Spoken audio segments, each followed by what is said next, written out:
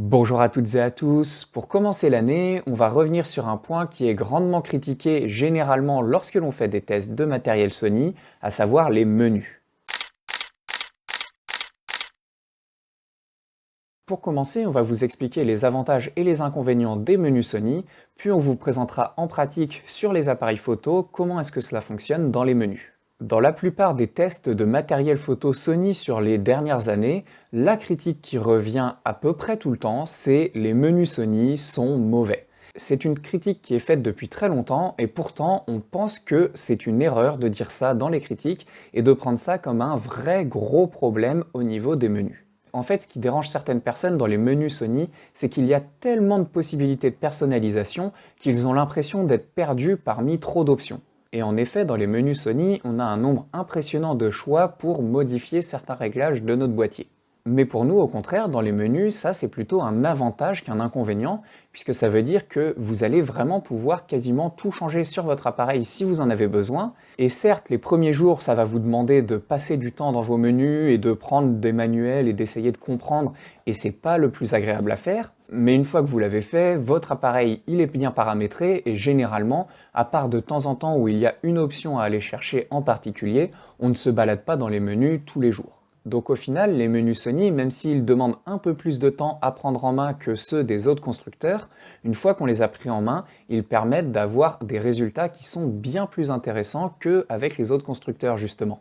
En tout cas, dans les possibilités qu'on a de régler. Ça ne veut pas dire qu'on fera de meilleures images, mais on sera plus libre dans la façon de régler notre appareil.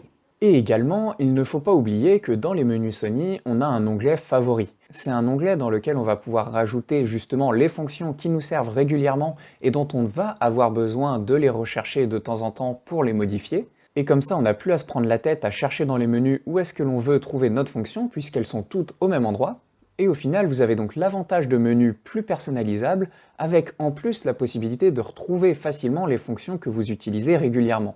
Donc le seul véritable inconvénient des menus Sony, c'est de devoir passer un petit peu de temps dessus les premiers jours. Certes, c'est pas la chose la plus agréable que l'on puisse faire, mais au final, ça offre tellement plus d'options que nous, on trouve que c'est vraiment un avantage. Et en plus de ça, sur les derniers boîtiers Sony, les menus ont été modifiés pour être justement améliorés, avec toujours autant d'options de personnalisation, mais un meilleur agencement pour que ce soit plus facile de retrouver les options.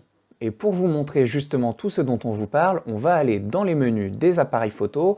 Donc on va tout de suite commencer par les menus qui ont été les plus critiqués, donc les anciens menus qui existent encore dans beaucoup d'appareils actuels. Et ensuite on va vous montrer les améliorations sur les nouveaux menus. Donc l'ancien menu Sony, il se présente comme vous le voyez en ce moment à l'écran.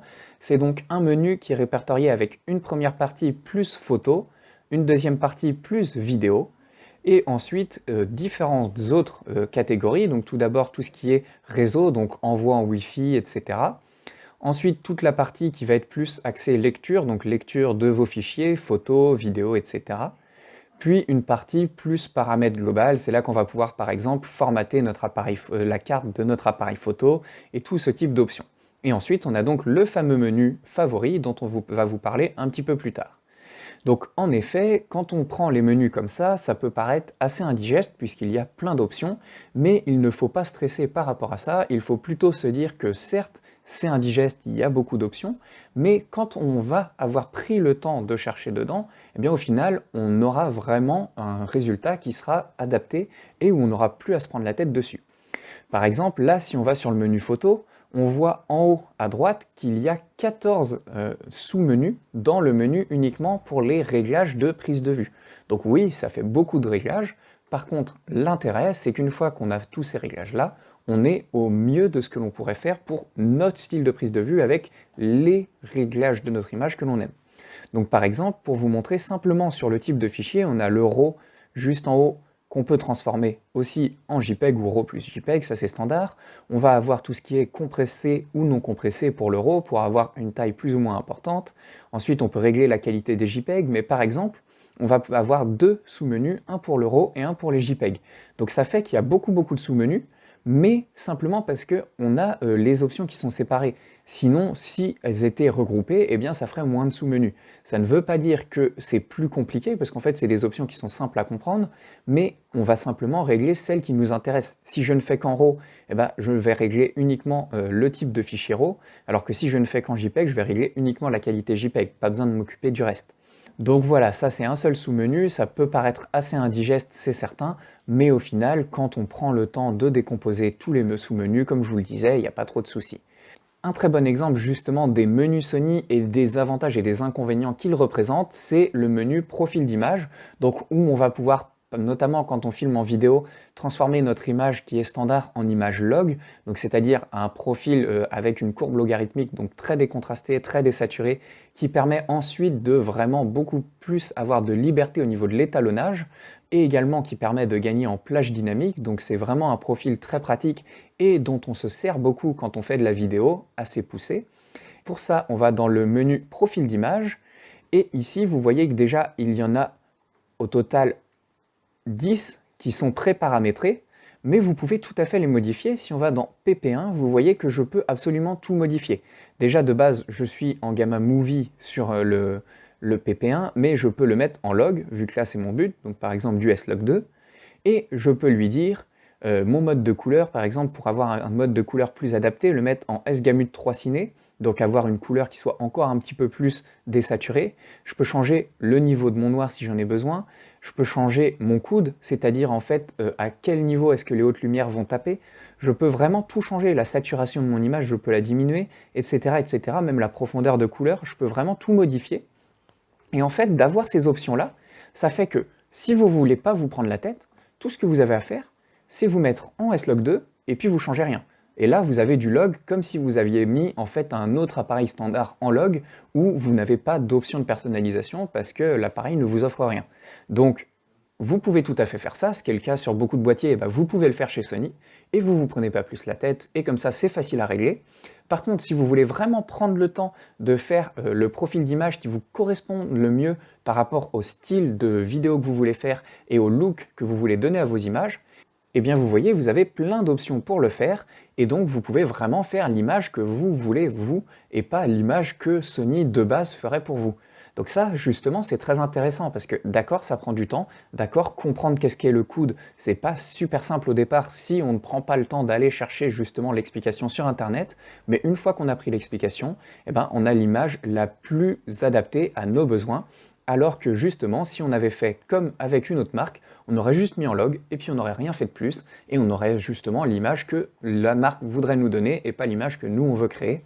Donc au final, c'est beaucoup plus intéressant, je trouve, d'avoir toutes ces options-là.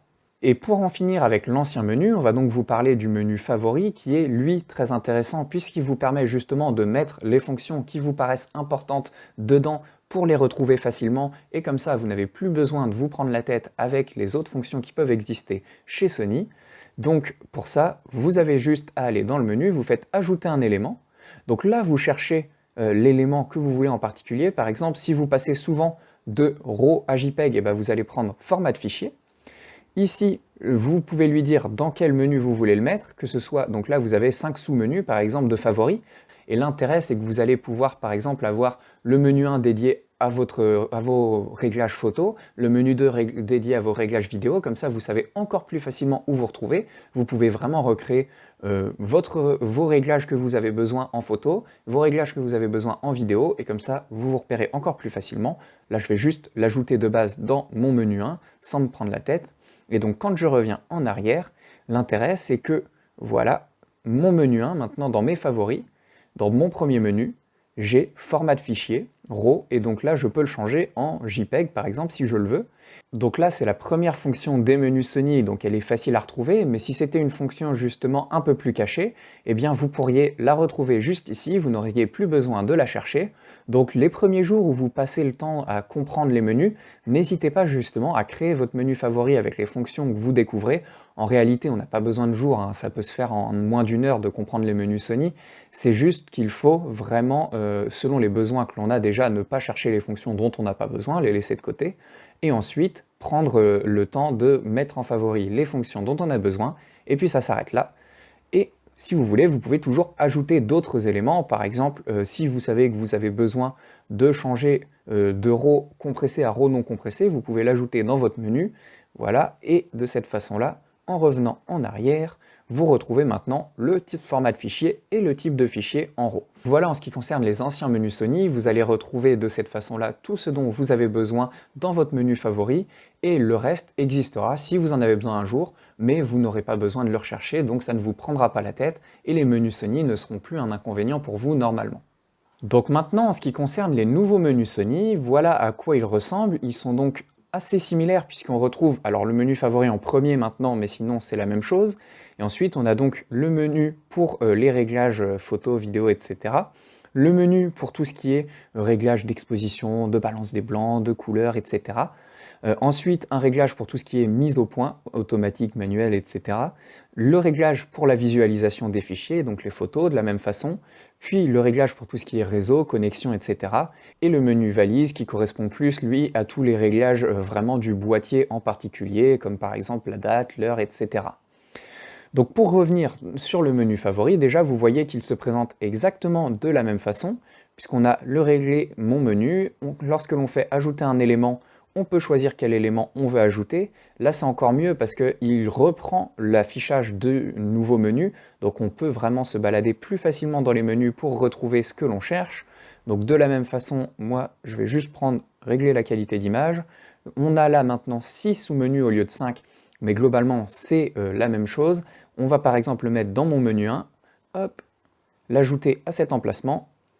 Et une fois que c'est fait, quand on revient donc en arrière, on a donc mon menu 1 qui est présent et avec régler la qualité d'image où je peux changer justement entre RAW plus JPEG, le type de fichier RAW, le type de fichier JPEG, la taille des images, voilà, et je peux tout modifier de la même façon qu'on l'avait avant. Là, tout est réglé dans le même menu, mais globalement, c'est la même chose. On a de toute façon la possibilité, encore une fois, d'ajouter un élément si on en a besoin dans notre menu 1 ou dans le menu 2, le menu 3, etc. Ils apparaissent lorsqu'il y a des éléments dedans, sinon ils n'apparaissent pas pour éviter d'encombrer le menu. Et donc de cette façon-là, de nouveau, vous pouvez créer des menus, un menu photo, un menu vidéo, etc. En fait, il y a 6 sous-menus, parce qu'ici, il y a 6 sous-menus chez Sony désormais sur la gauche. 1, 2, 3, 4, 5, 6, alors qu'avant, il y en avait 5.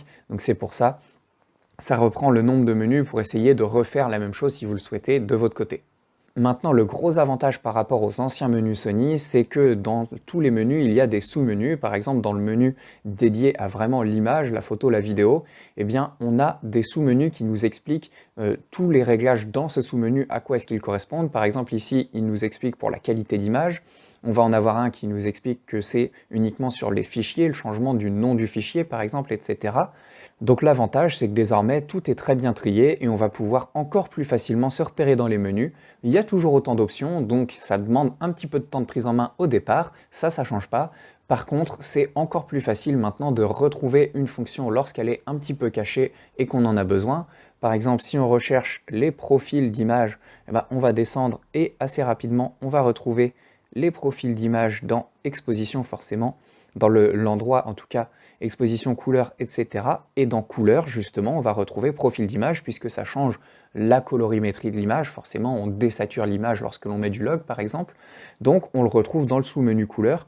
C'est plus facile à retrouver puisque c'est assez mémotechnique. On sait que profil d'image, ça change la couleur, ça se retrouve dans le menu couleur.